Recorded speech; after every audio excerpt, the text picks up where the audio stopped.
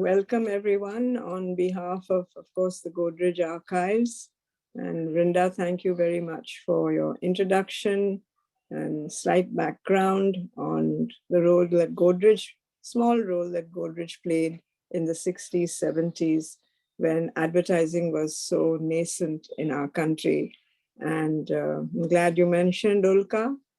And I'll just mention the names a little later.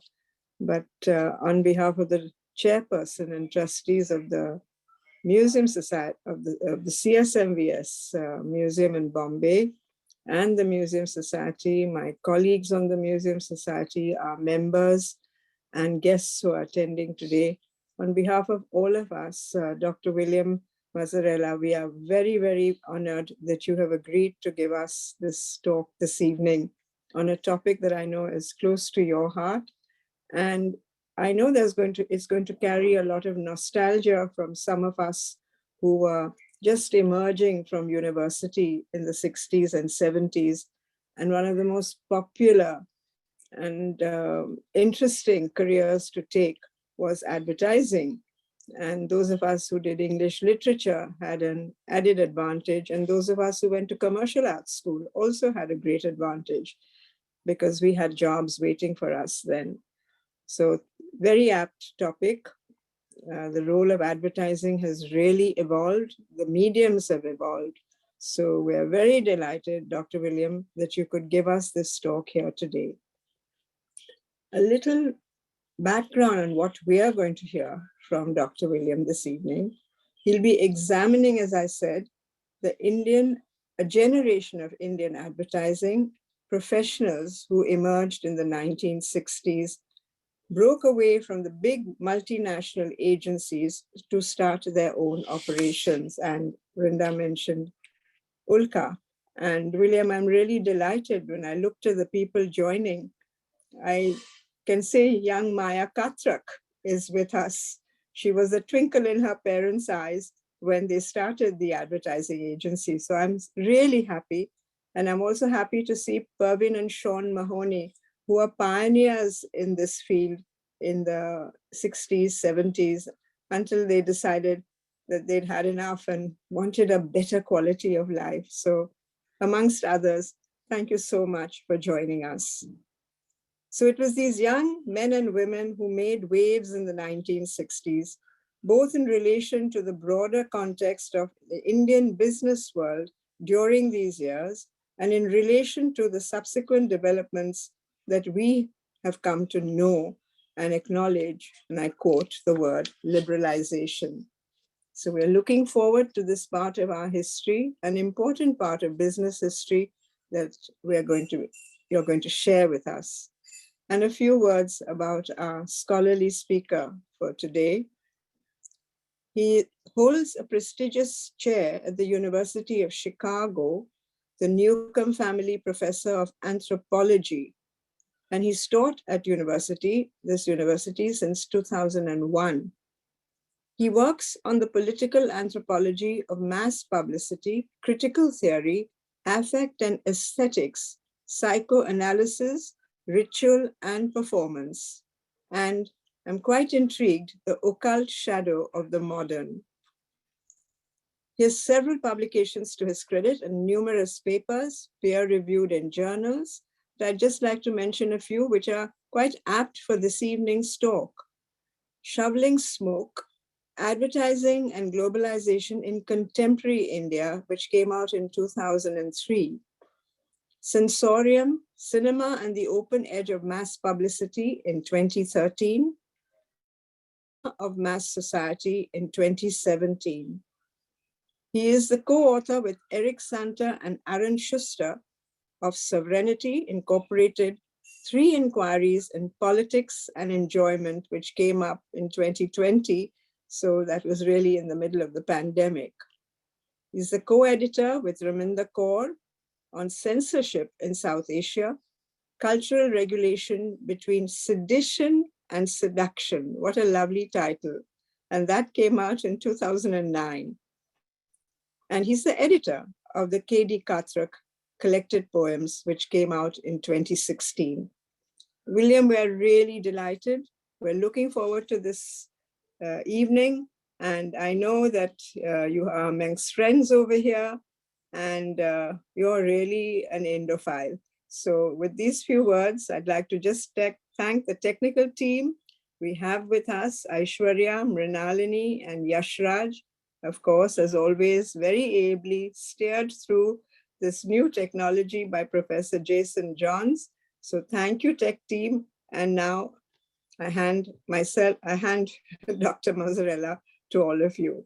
Thank you very, very much. Sit back, relax, enjoy the evening, and put all your questions down in the chat box. Thank you so much. Thank you. A very generous and kind invitation.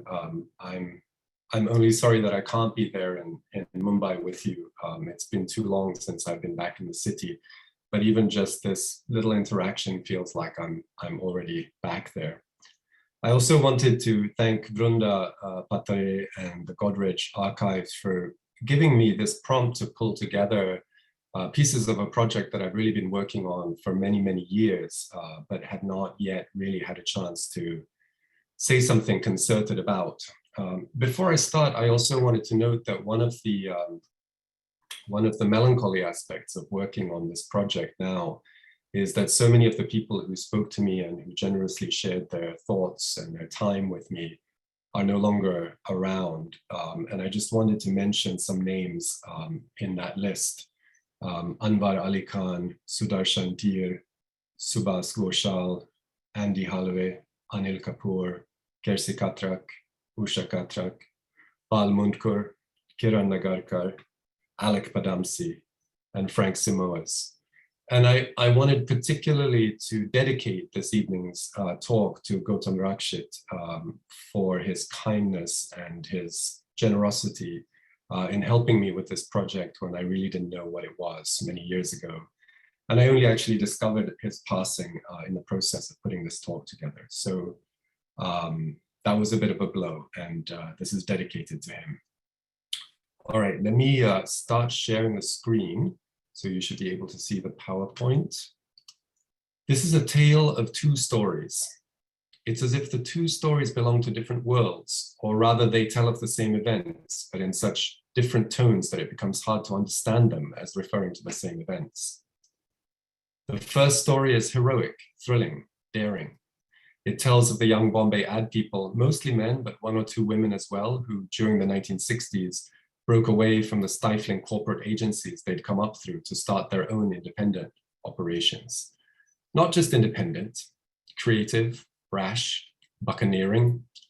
People like Bal Mundkur, Nargis Wadia, Nari Hira, Kersi Katrak, Sylvester da Cunha, Frank Simoes, and others.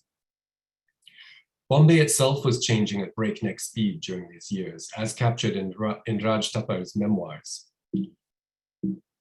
Oh, let's see here. Here we go. So quick was the pace of change that you felt there was a master plan behind it with its own momentum, which nothing would ever be able to stop. Every inch of land was transforming the skyline with a grotesque violence as the straight, characterless structures came shooting out of the ground, bereft of the normal amenities like water and parking space. Land was reclaimed at considerable cost, while money passed hands from contractor and builder to politician in a frenzied urgency. A new culture, if you can call it that, was emerging, a culture of hard drinking and consumerism and advertising, dinner at midnight, of a growing corporate sector, while the old props of culture had migrated either to the capital or to Pune or Ahmedabad. Now, Raj Tapar, along with her husband Ramesh, was part of the leftist intelligentsia that had flourished immediately before the events that she's describing here. Much the same sense of cultural displacement had the novelist Mulk Raj Anand complaining to the then very young poet Dom Moraes at some cocktail party or other in the late 1950s. The real aristocracy in Bombay now are the film stars and the British advertising executives, and they're both mostly illiterate. It's frightening. The young ad people that broke out and started new agencies in the 1960s were, of course, Indian, not British. They were not the first Indians to run full-blown advertising agencies in the way we understand the term today.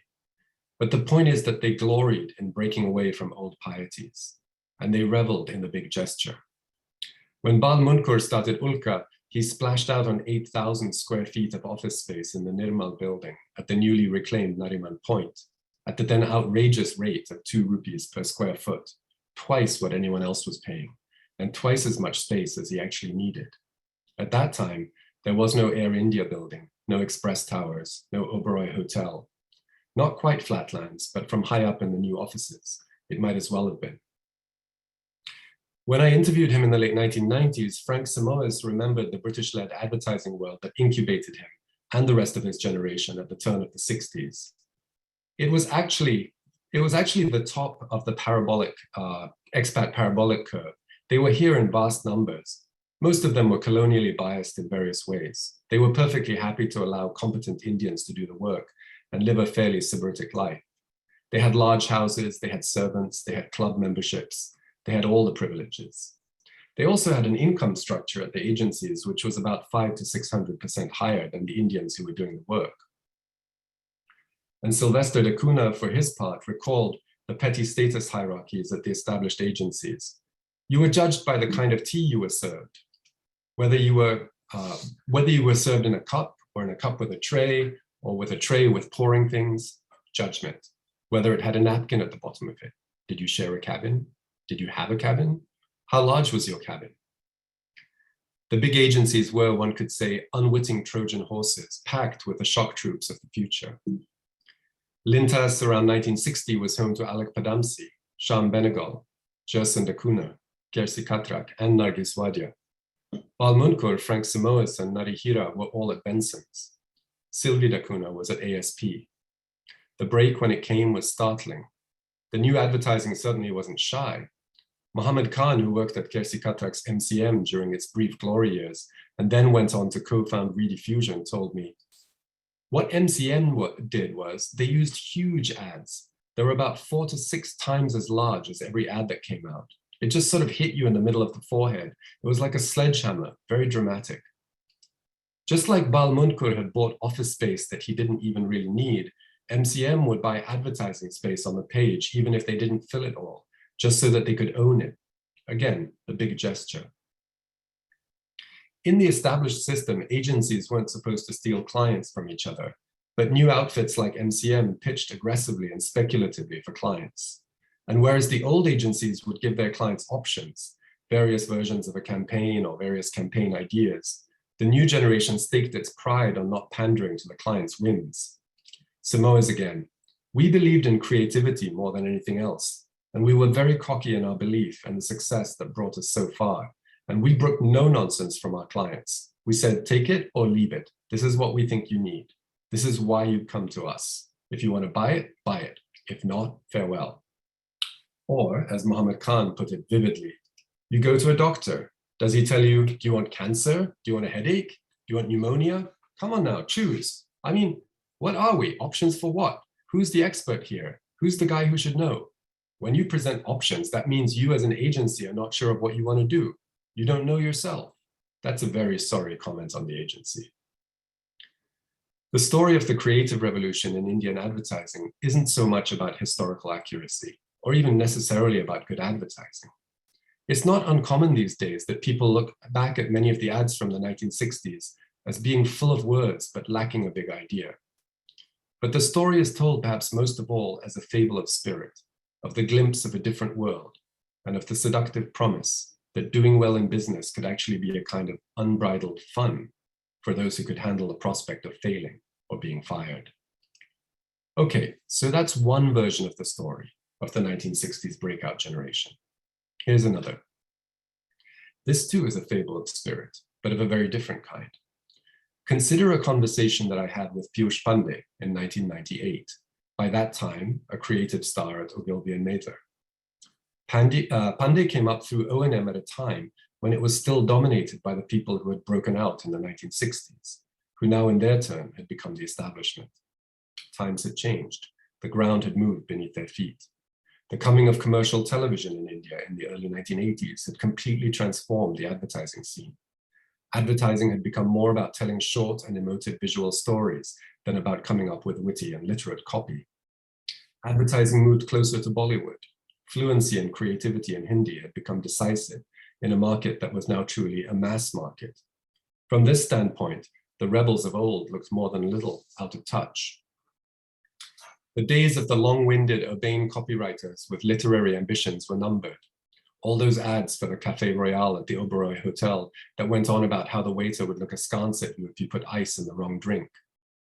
In the new world, some of the old guard continued to flourish, notably Alec Padamsi, who was by that time in charge at Lintas and who had a strongly cinematic sensibility. But the likes of Kersi Katrak and Frank Samoas were seen as dinosaurs pretty much overnight. For Piyush Pandey, who found himself in the new landscape of the 1980s, it was a matter of respecting the values of the India in which he had grown up. I think the number one thing that I realized in retrospect, he reflected, is that I was taught a very strong sense of pride for the land, and therefore exposed to a lot in my childhood, both at home, as well as what my family did for me to try and respect the environment, respect your surroundings. And I think if there's one strong character in the kind of advertising that we do here at O&M, it's that respect for the audience and for people here. Television had, Pandey argued, made the old creative stars obsolete because essentially it had revealed the narrowness of their cultural foundations. And therefore, he continued, the old drinking club kind of advertising got exposed because you were talking to 10 people and those 10 people backslapped you and you backslapped them and you gave awards to each other and felt very good about it. Television had, in Pandey's story, turned advertising into a truly populist art. With the advent of television came the opportunity now to talk to millions of people. And to talk to those millions of people, you had to talk the language of those people. I think that turned it around. Later, Pandey would reflect on two big hit campaigns of the mid-1980s, Chal Meri Luna and Hamara Bajaj, both for scooters. Both campaigns, he wrote, captured the spirit and the pulse of non-metro India. There was no attempt to make the commercials glossy or cast the so-called aspirational people. They presented India and Indians with simplicity, honesty, and integrity. Advertising was coming of age. Notice how the terms of the story get set up here. On the one hand, the snobby elitism of drinking club advertising. On the other, the language of the people. Artifice versus authenticity. Condescension versus commitment. Pandey continued, I personally think that the vision of a large number of people in advertising is limited because there's a sense of arrogance to say, I know more. That Gujarati sitting in Ahmedabad is dumb. I have a vision which is influenced by the Western society. I have my own interpretation of aspiration, which is minuscule. Who the hell are you? You're one of some 5,000 people working in advertising, and you're trying to talk to 900 million people. Where are you living? Now, I later found that Pandey's words here were pretty much literally the pitch of a Frank Samoa's house ad from 1978. Just take a look at this for a moment. It's basically exactly the same point, but now rendered as a kind of positive argument for advertising. 6,000 people govern 650 million. There has never been a greater need for professional communication. Notice how Pandey's story too is a story of decolonization. The 1960s generation broke away from an expat-dominated business world and set up shop on their own terms.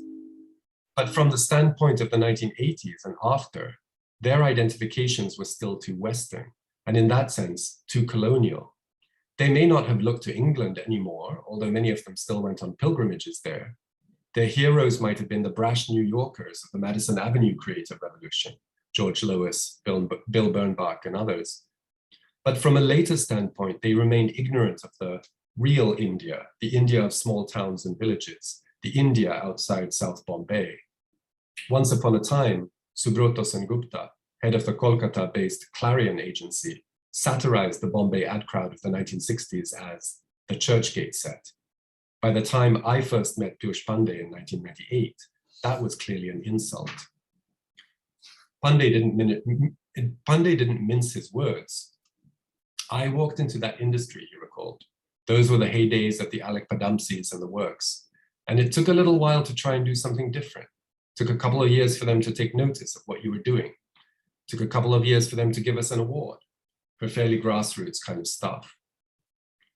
Pandey paused for a beat before adding with an uproarious laugh, and I'm going to leave this next line unspoken.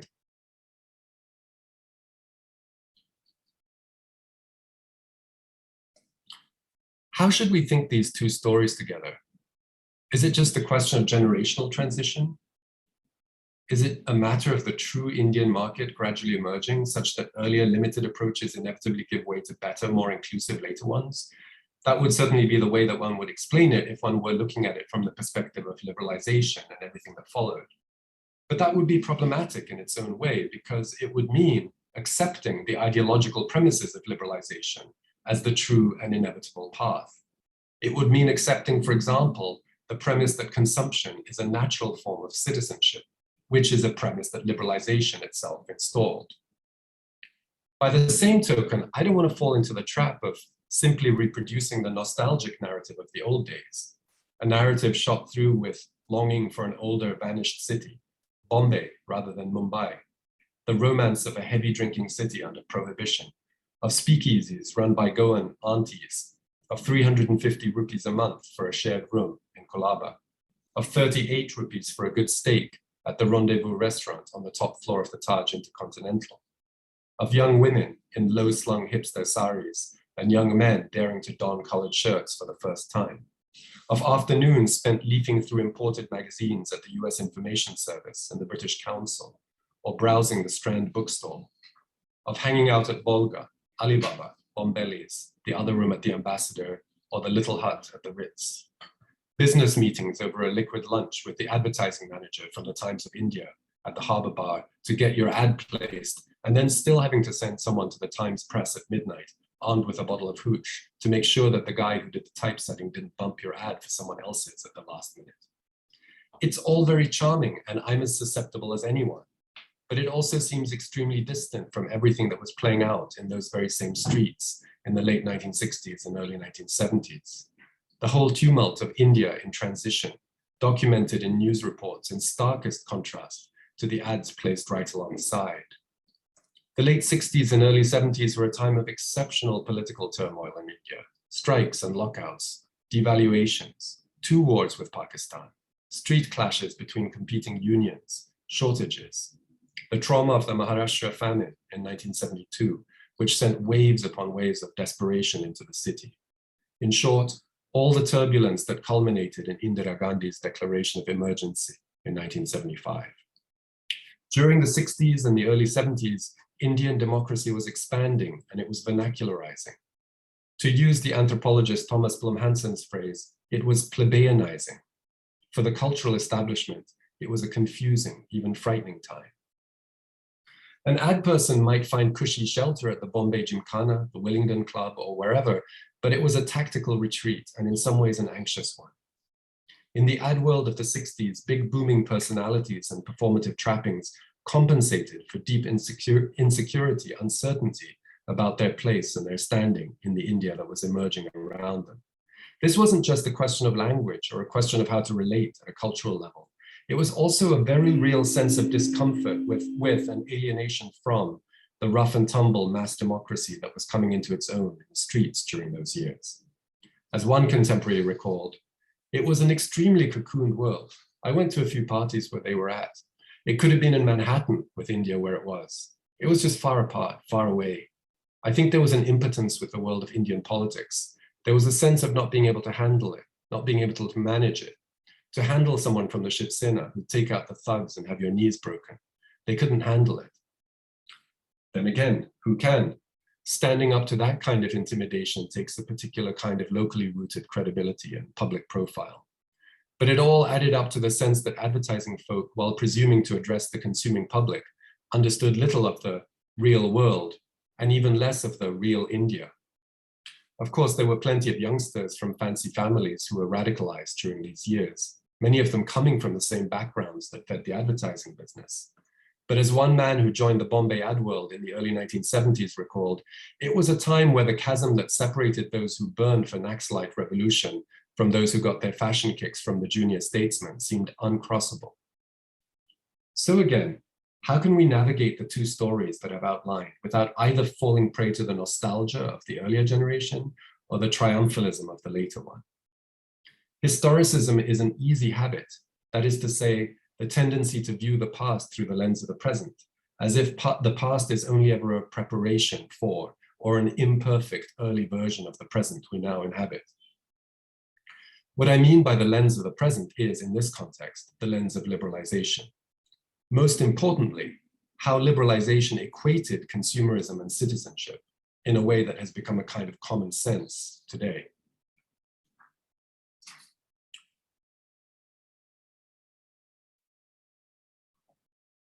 Stories of coming to advertising in the 60s and early 70s hum with an atmosphere of excitement. It's as if a life and a world that was being lived in black and white suddenly warped into color. Muhammad Khan described the Indian 50s as a time of dismal austerity. It was another world. It was poor. It was very, very middle class. Everything was in short supply. Soap you couldn't get, sugar you couldn't get, baby food you couldn't get, chocolate you couldn't get, butter you couldn't find. It was like England after the war, I would imagine. Nothing was available. People were undernourished. Khan's point wasn't just that it was a time of scarcity. It was also that the scarcity was moralized into a kind of middle-class piety of self-denial. People were also saints, he continued. Money was a terrible thing. You wouldn't buy chocolate. If chocolate came to the house, it was for the kids. I might have some, but it would be wrong for me to buy chocolate for myself. So the excuse was that if I buy it for my kids, then I can have a bit of it. You know, it's all the guilt attached to that. It was a time when, as Khan put it with a chuckle, anything that's enjoyable or made you feel good was either illegal, or it was immoral, or it was fattening. It's a commonplace to claim that advertising works through seduction. But what's so striking in the stories I collected is the intense seduction that the advertising business itself exerted on many of the bright young things who stumbled upon it. Ashok Kurian, who later founded both Ambience Advertising and ZTV, was in the late 60s, just starting out. He remembered being dazzled by the crowd at Kersi Katrak's MCM. Let's be honest, he smiled, it was a wonderful way to live, because they had the nicest parties in town, they had the wildest people in town. All the senior people in MCM had signing accounts, or they were allowed entertainment at the Taj. And part of it was this belief that if you're in advertising, you must lead a bohemian life, you know, which didn't happen in too many circles in the city. It happened in the theater group, and it happened in advertising. It was a world redolent of a certain literary and artistic cosmopolitanism, and yet not too serious, not too earnest. In fact, play, in the sense of the kind of improvisation that bordered on the gentle con, was an important qualification for the job. Nare Hira, who later started and ran magazines like Stardust, Savvy, and Showtime, interviewed for a management training program at S.H. Benson's in 1960. The man on the other side of the desk was Wally Olins, himself later a global branding guru. There were a lot of tests, Hira reminisced, and one of them was, how would you advertise Philly shave in Punjab? And I rattled off this and that, and Olins said, but most people over there are Sardarjis and they don't use a shaver. I said, but 52.6%, which was totally out of the hat, do use this, that, or the other. Anyway, I went off thinking that I'd screwed up my chances of getting the job. But to my surprise, I got a call and Wally told me, if somebody can bullshit like you belong in advertising. Hira ended up as an executive trainee at Benson's at the same time as Frank Samoas was a copy trainee there. Advertising in the 1960s was a new and very different kind of workplace. Titu Aluwalia, who would go on to transform Indian polling and market research, described the shock of joining J. Walter Thompson in 1965. Keep in mind that he's describing one of the big corporates here, not a freewheeling startup operation. Somebody introduced me to a young manager who ran the office, and I was very taken by the fact that somebody in his 20s could be the manager of an office. I thought he was very unlike the people that inhabited my world. My father was an insurance guy, very straight and narrow and dull. Everybody did what was expected of them. And here was this ad agency, even then, 1965, with everybody in jeans, women with their legs on the table and smoking, asking for a glass of wine and that kind of thing. I thought this seems like the kind of place I'd like to work in, rather than the civil service, which is what my father would have liked. Advertising was raffish, but it was also respectable enough as a career for any educated young woman from a reasonably liberal family. Or let's put it this way, the very same person who would tell me how exciting and racy the business looked to any young aspirant would also assure me that it was nothing like the film industry.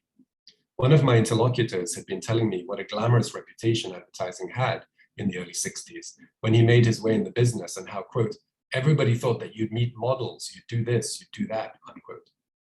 But then when I followed up by intimating that there might have been just a whiff of the disreputable about the business, he responded very firmly indeed, no, not at all, not at all, not at all, not at all. I mean, they think of the film business like that even now, but not advertising. Advertising was supposed to be, you were supposed to be cultured. You were supposed to have a good background, you know?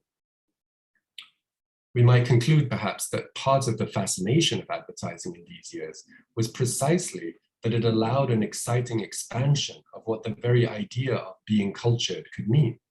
To be sure, advertising didn't have the dependable prestige of some other career options, especially the privileged ones for which there were already set paths through the right schools, the Doon schools, St. Paul's and Darjeeling, and on into the right companies, Levers or Indian Tobacco, at that time still Imperial Tobacco.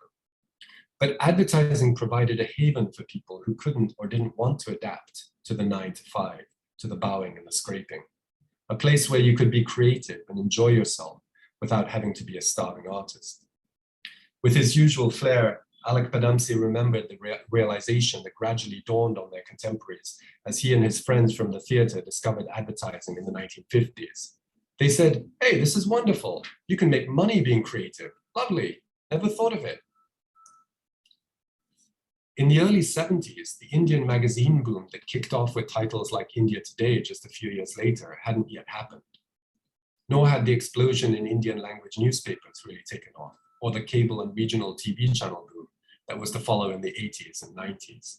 There was no television advertising to speak of. Bombay had perhaps 20,000 TV sets in total. Television and radio were state-run, Doordarshan and All India Radio, which remained resistant to advertising until the late 70s. There was, of course, local point of sale advertising all over India, but if you were doing Air India ads, you were, as Nargis Wadia remembered, advertising, quote, only to the top 2%, if that, because they had the buying power. They read the papers, unquote. Andy Halve described the marketing situation in the 70s.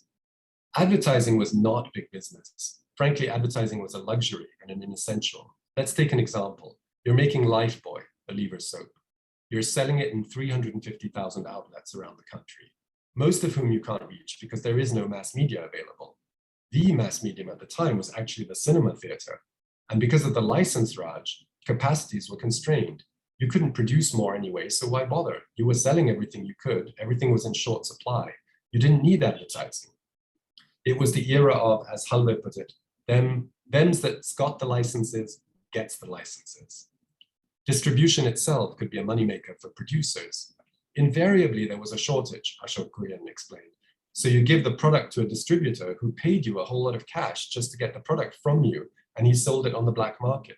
So it was a distribution system. Meanwhile, the big producers in any given sector would meet up at the clubs and fix the coming year's sales numbers. All this meant that advertising too was often a pretty leisurely affair, especially if you were in one of the big corporate agencies.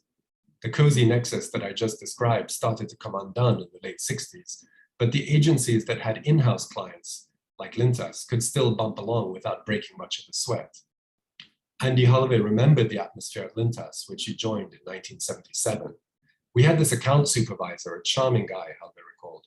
Around 12, he would come filtering around like, okay, chaps, anything you want to discuss? And we'd say no, and he'd say, okay, off for lunch. And the next you saw him was at 3:30. With a huge client like Unilever, most of the creative parameters were set in advance. Nargis Wadia, who worked at Lintas before starting her own agency, Interpub, in 1963, recalled, it was so boring because every strategy was there in the book, pre-decided. Rexona, fair, fairest. Lux for film stars, Lifebuoy for health under the shower. It was so boring. So I used to sneak off with my book and go to the ladies and spend half an hour, come back and go and sit down. There was nothing to do. I mean, we'd spend hours discussing, shall we put a scent bottle there? One often hears that the ad business was the first workplace where Indians of all religious backgrounds mixed, where men and women interacted freely, and where, in a few cases, women could become bosses. At the same time, we shouldn't downplay the fact that the agencies were hierarchically structured along class lines. In the agency pecking order, the junior artists were at the bottom, below the art directors. The copywriters were thought to be a bit fancier because they mixed with the account executives and could, if necessary, speak directly with the top clients. The biggest differentiator was, of course, fluency in English and what in those days was called westernization. Access to that fluency and to those networks, if one was not already part of the elite, required an expensive education at one of a handful of top schools, St. Stephen's in Delhi, Campion and Cathedral in Bombay, or Walsingham, St. Mary's and Mother Teresa's. Certainly not everyone who went on to make a significant mark in this English medium advertising world came from an elite background or from a family context in which English was cultivated, but the ones who came from outside felt it. Kiran Nagarkar, later a prominent novelist in both Marathi and in English, remarked that the literary and theatrical Padamsis and Akunas were not his world at all. The poet and artist Arun Kolatkar, who worked closely with Nagarkar at MCM and after, grew up even more remote from such Anglophone identifications and was able to turn his refusal of advertising blitz into a kind of gruff charisma. Kiran Kalap was at Lintas under Alec Padamsi and later started his own brand consultancy, Chlorophyll. He painted a touching picture of landing up in the Bombay ad world as an outsider from Chembur in the early 1980s. This was a world in which the cultural currency was theater and literature. Just imagine me, he said. I'm this suburban guy with coconut oil in my hair and shiny trousers. I had no clue I had never come to South Bombay. Inevitably, the clubbiness of the advertising business in those days was going to raise hackles, especially given that, as Frank Samoas archly remembered, we all had Olympian egos. We all thought we were better than each other. In 1970, the journalist Bachi Kanga, who would later become Bachi Karkaria, penned a merciless satire on the advertising business for the Illustrated Weekly of India. An acquaintance in the trade warned me with air intellectual and accent fake. The advertising man is not to be confused with the salesman, old girl. You know, your common or garden boxwala. Kanga goes on to lampoon the ad person as a boxless boxwala, a kind of paper tiger conjuring much ado out of nothing, whose professional life is but a theatrical extension of the colonial mimicry of their cultural life. The cast of local plays, she goes on, reads like the list of Bombay's representatives at the 7th Asian Advertising Congress. 8 out of 10 ad men are actively involved in all culture vulture activities in the city. And it's always Western culture, absurd drama which no one here really understands. Kanga's implication, of course, is that the ad men, for all their high cultural trappings, don't understand it either. In the end, Kanga wants us to believe they're just a bunch of blowhards. The first lesson in the profession is that though brevity may be the soul of witty copy, all conversation must be as pompously irrelevant as possible. Even many years later, people sometimes remembered the Bombay ad world of the 60s this way. What changed between Kanga's time of writing and Piyush Pandey's critique nearly 30 years later was that something that had been, in a sense, an irritating but ultimately trivial kind of cultural arrogance became, with the coming of liberalization, a much more serious infraction, even something approaching an ethical violation. And for this shift to happen, consumerism itself had to be given a populist, democratic significance that it didn't have in the India of the 60s and 70s. Now, we've already seen that Bombay advertising in the 50s and 60s overlapped significantly with the English language theatre in the city. Alec Padamsi embodied that overlap more flamboyantly than anyone else. As he told me, because Jerson and myself, Sylvie, Kersi and all, were from this theatre, we had a bigger persona and we had the ability to communicate. So in client meeting, when a theatre man gets up and says, "Gentlemen, I'm going to tell you the secret of getting your product into each and every household," he has an ability to push it across with a sincerity and an earnestness and a vibrancy. 20 or 30 years later, someone like Piyush Pandey was, of course, also a big charismatic personality. He too was all about walking into a room and taking it over. But whereas a Padamsi or a Katrak projected a theatrical, high cultural sort of gravitas, Pandey's charisma was all about the common touch. Years after our first meeting, Pandey satirized the high-flown theatrical style of the old generation. You, the client, know the way I talk because in the evening I have a drink with you. And then we meet in the presentation and my voice becomes baritone and I'm a different animal. How can I be a different animal? Why can't I share a story with you like a human being? Nobody denies that whatever advertising generation you're talking about, The element of performance turns heads and sells campaigns. Every generation has its master magicians at the client meeting, but the magic spells of one generation don't work for the next. So it's telling that whereas many of the leading lights of the 60s generation were explicitly theatrical, the populism of the 80s generation was often expressed in terms of a carefully cultivated lack of artifice, as if advertising were finally simply presenting India as it really was. This is not to say that there wasn't still a concern with aspiration, with fantasy, and with living better lives through consumption. And I'm not saying for a moment that Pandey's style was not also theatrical, that it was not also performative. What I'm suggesting is that it's a different kind of theatricality, one that is supposed to appear naturalistic, non-theatrical, and that this shift in performative styles went with a shift in the ideological profile of advertising in India, from the cosmopolitan stylings of the 60s to the populism of the 80s. At one level, one might be tempted to dismiss the church gate set phase of Indian advertising in the 60s as nothing more than post-colonial mimicry, slavish imitation of what was going on in the West. And certainly there were flagrant lifts, cases of straightforward plagiarism, just as there are many Bollywood movies today that are remakes of American films. At the same time, we might also consider the fact that in the 60s, there wasn't the kind of pressure to define oneself as Indian that took hold in the 90s, once liberalization and globalization kicked in, once a new kind of nationalism became a powerful force in Indian politics. As Gautam Rakshit of Advertising Avenues observed, when the foreign brands came back in after 91, a position opened up that was a challenge and perhaps also an anxiety, a position marked, "This is Indian." Consider, for example, the ads that BPL made in the mid-90s, with Amitabh Bachchan asking, "Who are we as Indians?" If anything, for the 1960s generation, the feeling was of the excitement of a global modernity of design, of fashion, of cultural reference points, a modernity that felt young and free, in contrast to the hidebound norms that the British had bequeathed to the upper levels of the Indian business world, and certainly to the rather stiff English lit syllabi that were still taught in the top Indian colleges. As one woman remembered of what she called the English paradigm of those days, quote, "There was something fuddy-duddy about stopping philosophy in the 19th century instead of moving on. All the syllabi in English, they stopped with 1857, Thomas Hardy, and you're done," unquote. And in fact, if you look at the advertising that the 1960s generation produced, it has the oddly hybrid feel of a very British public school plumminess, reaching for the free jazz of American beatnik hipsterism. Something like, if I had to hazard a rough characterization, P.G. Wodehouse doing an impression of Allen Ginsberg.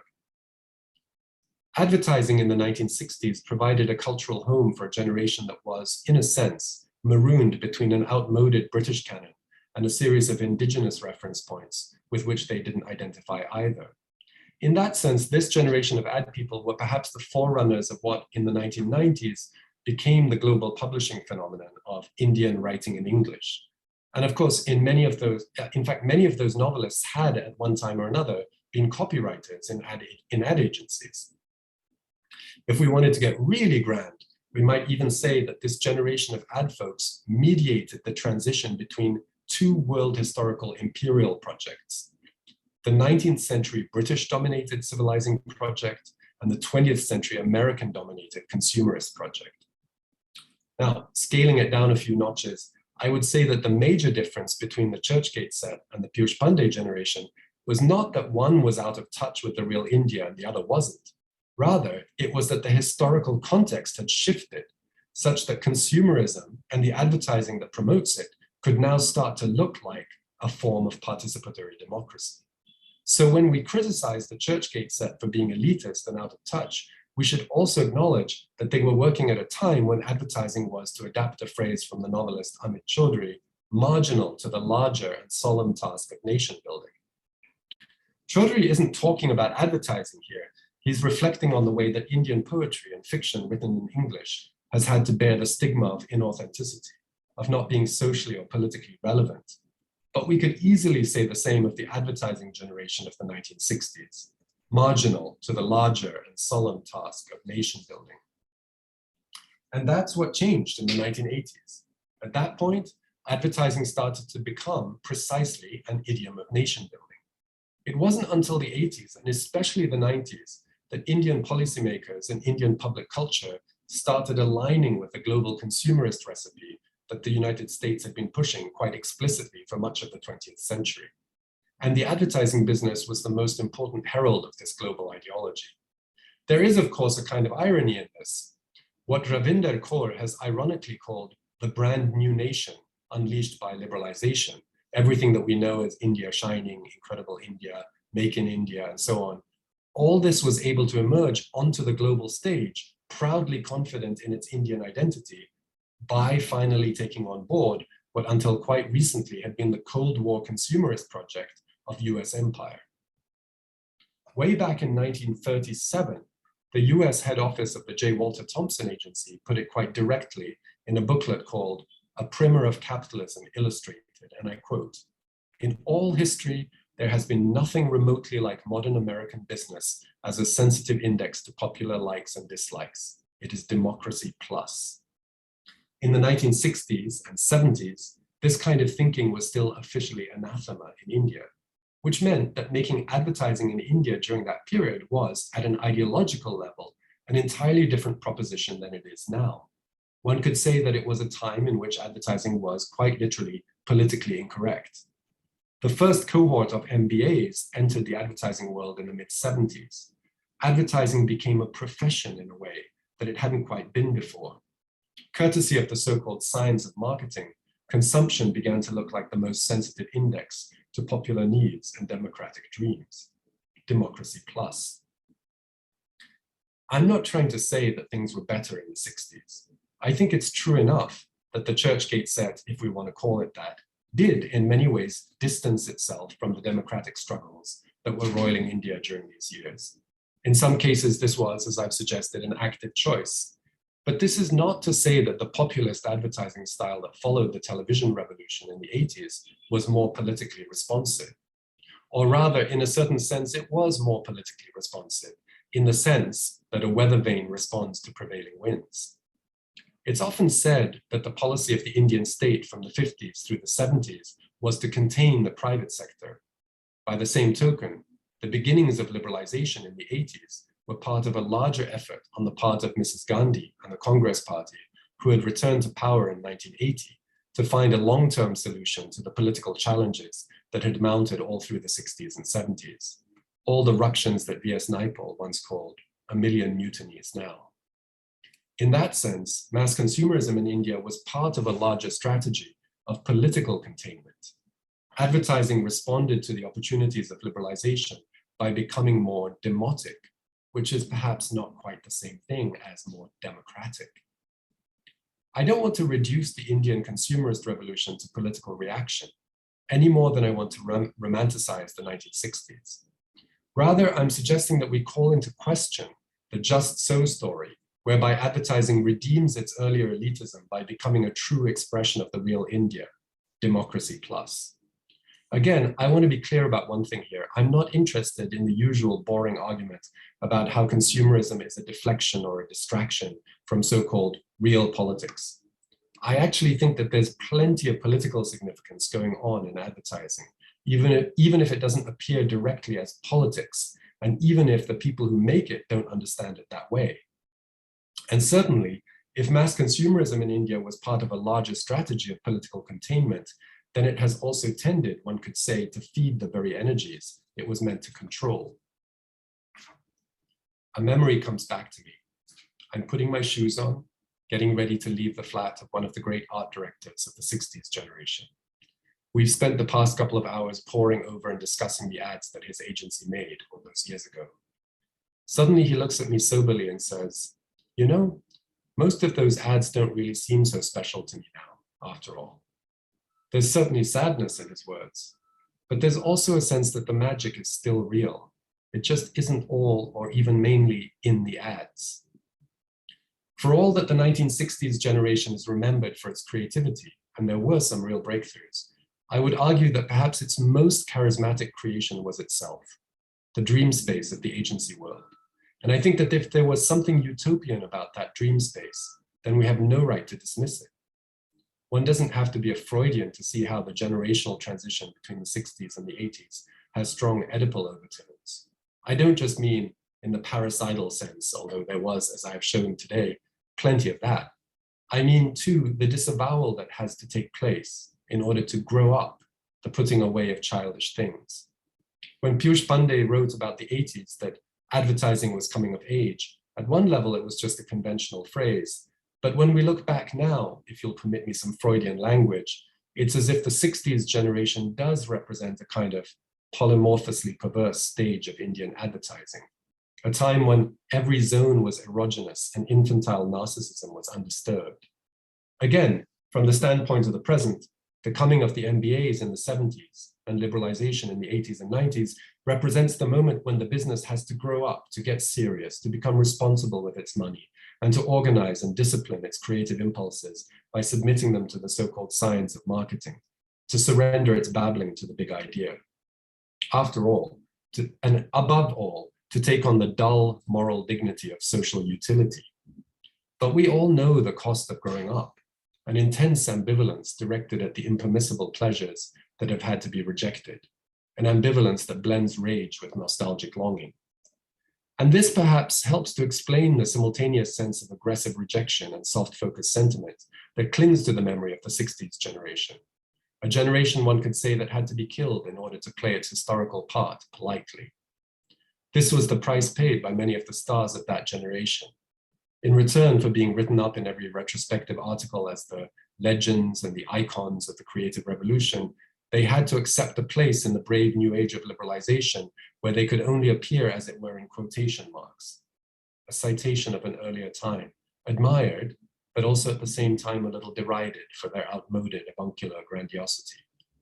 But isn't this always the fate of the most beloved actors, entertainers, magicians, deceivers, truth-tellers? Either sacrifice or self-parody, and in the end it becomes hard to tell them apart. As the drama theorist Joseph Roach once observed, society has a self-defensive need to degrade the actor whose transformations it desires to witness. Thank you very much.